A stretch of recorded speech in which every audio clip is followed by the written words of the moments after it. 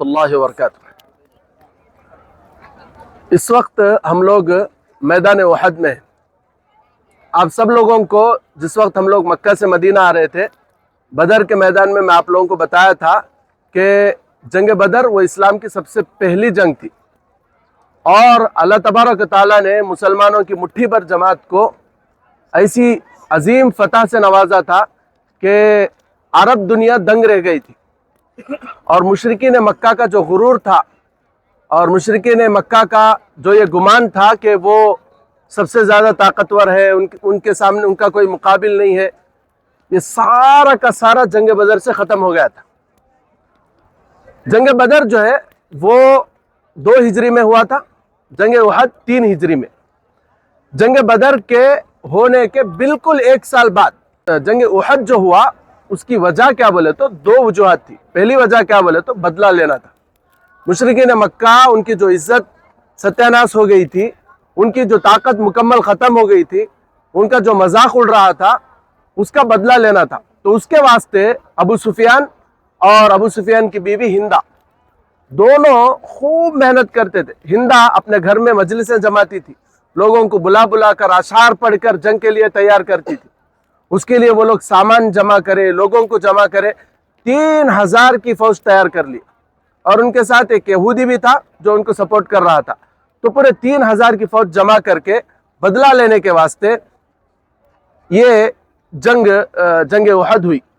دوسری وجہ یہ ہے کہ بدر کے بعد مشرکین مکہ جو عرب کے لوگ تھے، ان کے جو تجارتی قافلے تھے وہ مدینے سے ہو کر گزرتے تھے، ان کے جو بزنس کے راستے تھے وہ مدینے سے جانا تھا۔ ہوا یہ کہ جنگ بدر کے بعد اب مدینے والے وہ راستے بند کر ڈالے۔ ہمارے سے جنگ کرتی کیا، اب تم نہ یہاں سے تجارت کے تمہارے قافلے یہاں سے جانے کے واسطے کوئی راستہ نہیں، بند کر ڈالے۔ تو 2 چیزاں، ایک تو بدلہ لینا تھا، دوسرا جو ان کا تجارتی راستہ بند ہوا تھا مدینے سے، اس کو کھولنا تھا۔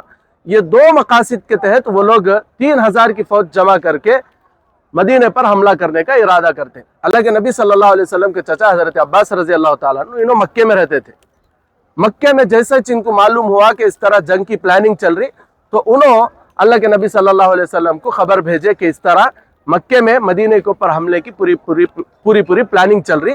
تو اللہ کے نبی صلی اللہ علیہ وسلم صحابہ سے مشورہ کرے، کیا بول کو کہ اس طرح 3000 کی فوج تقریباً ہمارے اوپر حملے کے لیے آ رہی ہے، اس کا مقابلہ ہم لوگ کیا مدینے میں رہ کر کریں گے یا مدینے سے باہر جا کر کریں گے؟ تو اکثر صحابہ کی رائے تھی کہ مدینے کے باہر جا کر کریں گے۔ چنانچہ اللہ کے نبی صلی اللہ علیہ وسلم وہ رائے کے اوپر ڈن کر دیے کہ مدینے سے باہر یہ احد نامی جو جگہ ہے یہاں پر آ کر جنگ کریں گے بول کر۔ تو اللہ کے نبی صلی اللہ علیہ وسلم مدینے سے 1000 کی فوج لے کر نکلے۔ راستے میں عبداللہ بن ابی بول کر ایک منافق تھا۔ منافق کسے بولتی بولے تو اوپر سے مسلمان اندر سے کافر، تو یہ لوگ مسلمانوں کے درمیان رہتے۔ تو اللہ کے نبی کے زمانے میں عبداللہ بن ابی خطرناک منافق تھا۔ انہیں کیا کرا بولے تو 300 لوگوں کو، یہ 1000 میں سے بھی 300 لوگوں کو اپنے ساتھ لے کر الگ چلے گا۔ کیا بول کو ہماری رائے اللہ کے نبی صلی اللہ علیہ وسلم ایکسپٹ کرے نہیں، اس کے واسطے ہمیں یہ جنگ میں آتے نہیں۔ کیا بھائی تمہاری رائے بولے تو ہماری رائے یہ تھی کہ بھائی مدینے میں رہ کر لڑنا بول کر ہمیں بولے، وہ بات سنے نہیں، اس کے واسطے ہمیں 300 جنے الگ ہو جاتی ملک کو، 300 جنے کو ورغلا کو عبداللہ بن ابی لے کو الگ ہو جاتے۔ اب بچے کتنے 700، مقابلے میں کتنے ہیں 3000۔ پھر بھی صحابہ کو کانفیڈنس تھا کہ بھائی ہمیں 313 1000 پر بھاری پڑے تھے، تو 700 3000 سے نمٹنا کیا بھی بڑی بات نہیں۔ اور واقعی ویسا تھا۔ احد کا پہاڑ پیچھے جو بڑا پہاڑ ہے وہ احد کا پہاڑ، تو صحابہ اور اللہ کے نبی صلی اللہ علیہ وسلم اس طرف، یعنی ان کی پیٹھ احد کے پہاڑ کی طرف تھی۔ پیچھے سے تو مقابلہ نہیں کر سکتے، پیچھے سے کیا بھی انہوں حملہ نہیں کر سکتے تھے، اس لیے کہ احد کا پہاڑ تھا۔ اب سامنے سے مشرکین مکہ کی فوج آ کر لڑ رہی تھی، اس میں اسے درۃ عینین بولتے تھے، یعنی ایک ایسی گیپ، ذرہ یہ گیپ کھلی تو مشرکین مکہ ایسا اندر سے گھس کو، اب یہ طرف سے ایسا، یہ اینگل میں مشرکین مکہ تھے، اپوزٹ اینگل میں مسلمانہ تھے، بیچ میں یہ پہاڑ ہے نا، یہ بہت مین رول ادا کرتا ہے، اسے جبل رمات بولتے۔ تیر پھینکنے والے صحابہ جو تھے ان کو اللہ کے نبی صلی اللہ علیہ وسلم یہاں پر کھڑا کرے کہ بھائی آپ لوگ یہاں پر کھڑو، اور جو بھی اس طرف سے آنے کی کوشش کرتا ان کے اوپر تیر پھینک۔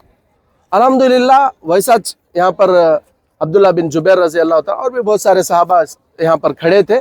تو فوج آئی, زبردست مسلمانوں کی طرف سے حملہ ہوا, تو ڈر کر وہ لوگ حملے کی تاب نہ لا کر مشرکین مکہ بھاگنے لگے تھے. اب یہاں پر ایک ٹرننگ پوائنٹ کہاں آیا بولے تو مسلمانوں کی طرف سے اللہ کے نبی صلی اللہ علیہ وسلم اور آپ صلی اللہ علیہ وسلم کے چچا حضرت حمزہ رضی اللہ تعالیٰ عنہ لیڈرز تھے. ان کی طرف سے ابو سفیان اور خالد بن ولید. خالد بن ولید اس وقت تک اسلام قبول نہیں کرے تھے, انہوں زبردست جنگی کمانڈر تھے. انہوں بھاگتے بھاگتے دیکھے کہ یہاں جگہ خالی ہے. ہوا کیا بولے تو جب مشرکین مکہ میدان چھوڑ کو بھاگنے لگے, یہاں پر جن کو اللہ کے نبی صلی اللہ علیہ وسلم جبل رمات پر جو صحابہ کو کھڑا کرے تھے, انہوں کیا سمجھے بولے تو اب ہو گئی جنگ, انہوں بھاگ جاتے ہیں, جا کو مال غنیمت اکٹھا کریں گے بول کو اتر کو آ گئے. اللہ کے نبی صلی اللہ علیہ وسلم کیا بولے تھے بولے تو جب تک میں نہیں بولتا تب تک اترنا نہیں بولے تھے. جو عبداللہ بن جبیر رضی اللہ تعالیٰ عنہ ان کے وہ ٹیم کے جو سردار تھے, انہوں بولتی بھائی اللہ کے نبی بولیں جاؤ نہ کو بول, پھر بھی ذرا جنے بات سنیں سر کا چل جاتی. اس کی وجہ سے کیا ہوتا بولے تو خالد بن ولید موقع دیکھ لیتے, اب بھائی جگہ خالی ہے نا, تو فوراً یہاں سے فوج گھساتی. ایسا تیزی سے فوج گھستی کہ 70 صحابہ شہید ہو گئے جنگ احد. یعنی ایسا اچانک حملہ تھا نا. اب بھائی دیکھو, اب لڑنے کے موڈ میں ہے اس ٹیمپو, سامنے والا لڑا تو ہمیں بھی اچھا لڑ, ہمیں سوتے ہی انہیں ٹھکو لگ مارا تو کیا بھی سمجھ میں آتا نہیں. صحابہ مطمئن ہو گئے تھے کہ بھئی جنگ اب ہمارے طرف آ گئی, ہمیں کامیاب ہو گئے بول کر مطمئن تھے. اچانک سے جب ادھر سے حضرت خالد بن ولید گھسے تو صحابہ کان کے وہاں پریشان ہو گئے اور 70 صحابہ شہید ہوئے. افواہ اڑ گئی کہ اللہ کے نبی صلی اللہ علیہ وسلم بھی شہید ہو گئے بول کر افواہ اڑ گئی. تو اب یہ افواہ کے بعد جو صحابہ تھے انہوں بعض بھاگنے لگے, وہ پہاڑوں کی طرف ادھر ادھر بھاگنے لگے. پھر اس کے بعد اللہ کے نبی صلی اللہ علیہ وسلم خاص طور پر اس جنگ میں 2 صحابہ کا بڑا کردار ہے. ایک حضرت علی رضی اللہ تعالیٰ. حضرت علی رضی اللہ تعالیٰ اس وقت اللہ کے نبی کے سامنے کھڑ کر جو فوج بھاگ رہے تھے ان کو واپس بلانے میں اور اللہ کے نبی صلی اللہ علیہ وسلم کو پروٹیکٹ کرنے میں ان کا بڑا رول تھا. دوسرا جو اہم رول تھا وہ حضرت حمزہ رضی اللہ تعالیٰ. حضرت حمزہ رضی اللہ تعالیٰ ایسے بہادر صحابی تھے کہ سامنے سے ان کا کوئی مقابلہ کرنے کی ہمت ہی نہیں رکھتا تھا. ہندا جو ابو سفیان کی بیوی تھی, انہیں مستقل حضرت حمزہ رضی اللہ تعالیٰ عنہ کو شہید کرنے کے واسطے اپنے غلام کو تیار کرتی. کیسا, تلوار سے تو نہیں لڑ سکتے, تلوار سے تو ان کو کبھی ہمیں شہید ہی نہیں کر سکتے, تو اس کے واسطے برچہ پھینکنے کے واسطے پھچے سے بہت دور سے بھالا بولتے نا, وہ پھینک کر شہید کرنے کے واسطے اپنے غلام کو تیار کری. چنانچہ احد کے میدان میں حضرت حمزہ رضی اللہ تعالیٰ عنہ کو پیچھے سے دھوکے سے شہید کر دیا گیا. اس کے بعد ہندا جو تھی وہ آپ صلی اللہ علیہ وسلم کے چچا حضرت حمزہ رضی اللہ تعالیٰ عنہ کے آنکھ, ناک, کان سب کاٹ کر اس کا ہار بنا کر گلے میں ڈال لیتی ہے اور حضرت حمزہ رضی اللہ تعالیٰ عنہ کے سینے کو نکال کر چباتی ہے. جب سارا کا سارا جنگ ختم ہو گیا. اچھا بہرحال فائنلی کیا بولے تو یہ جو جنگ ہے نا انڈیسائیڈڈ ہے, یعنی اس کے بارے میں یہ نہیں کہہ سکتے کہ مشرکین مکہ جیت گئے, اللہ کے نبی صلی اللہ علیہ وسلم اور صحابہ ہار گئے, ایسا نہیں ہے. انڈیسائیڈڈ جنگ ہے. بہت دیر تک جنگ چلتی رہی. آخرکار مشرکین مکہ بھی تنگ آ کر بھاگ گئے. تو انڈیسائیڈڈ جنگ تھی. ان کے 17 لوگ ہلاک ہوئے, ہمارے صحابہ 70 صحابہ شہید ہوئے. لیکن اس میں سب سے زیادہ غم کی جو بات تھی وہ آپ صلی اللہ علیہ وسلم کے نہایت ہی سپورٹ کرنے والے, آپ صلی اللہ علیہ وسلم سے نہایت ہی محبت کرنے والے, آپ صلی اللہ علیہ وسلم کے جو چچا تھے حضرت حمزہ رضی اللہ تعالیٰ عنہ, ان کی شہادت. ساری جب شہادتیں ہونے کے بعد ساری لاشوں کو جب لایا گیا تو اللہ کے نبی صلی اللہ علیہ وسلم اپنے چچا حضرت حمزہ رضی اللہ تعالیٰ عنہ کی باڈی کو دیکھ کر بہت روئے. اللہ کے نبی صلی اللہ علیہ وسلم یعنی حضرت حمزہ رضی اللہ تعالیٰ عنہ کی جو ان کی جو باڈی تھی, کئی اس میں وہ لوگ زخم کرے تھے جان بوجھ کر. تو اللہ کے نبی صلی اللہ علیہ وسلم بعد میں فتح مکہ کے بعد یہ لوگ اسلام قبول کرے, ہندا بھی اسلام قبول کری اور غلام بھی اسلام قبول کرا. اللہ کے نبی صلی اللہ علیہ وسلم ان کو معاف تو کر دیے,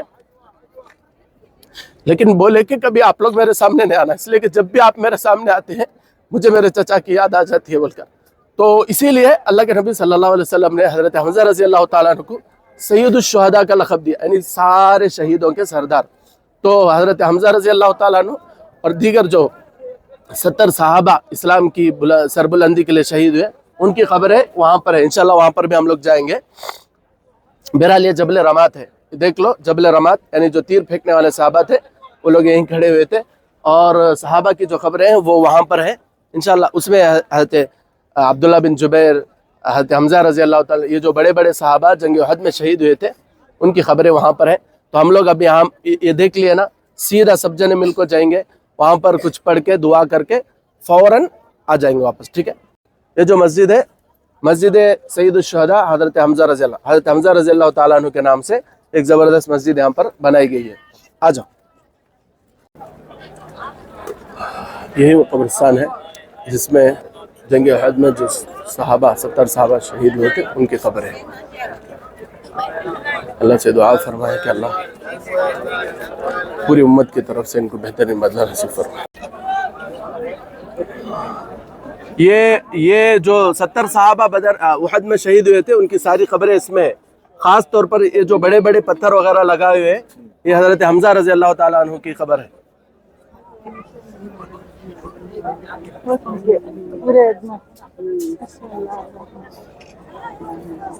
السلام علیکم. السلام علیکم یا حمزہ.